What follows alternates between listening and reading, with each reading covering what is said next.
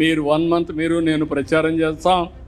నేను అయిన తర్వాత కూడా మళ్ళీ ఎప్పటికప్పుడు అనలైజ్ చేస్తా.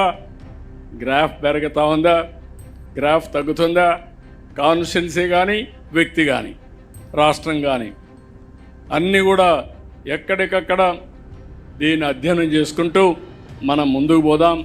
నేను ఎన్నికల ముందు ఒకే మాట మీకు చెప్పా, నన్ను డీటెయిల్స్ అడగద్దండి, సరైన నిర్ణయం తీసుకుంటాను ఆ రోజు చెప్పా. ఆ రోజు నన్ను నమ్మారు, ఎవరు క్వశ్చన్ చేయలేదు. అందుకే ఎప్పుడూ రానంత విజయం 94% స్ట్రైక్ రేట్ వచ్చిందంటే ఆ రోజు తీసుకున్న నిర్ణయాలే కారణం. ఇప్పుడు కూడా నా ప్రణాళిక 2029. ఆ విషయం మీరు గుర్తుపెట్టుకోండి.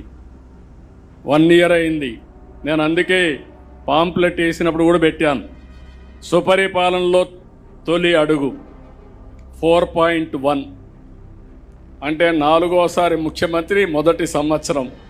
ఇప్పుడు 2వ సంవత్సరం మీటర్ స్టార్ట్ అయింది. అప్పుడే 1 మంత్ అయిపోయింది.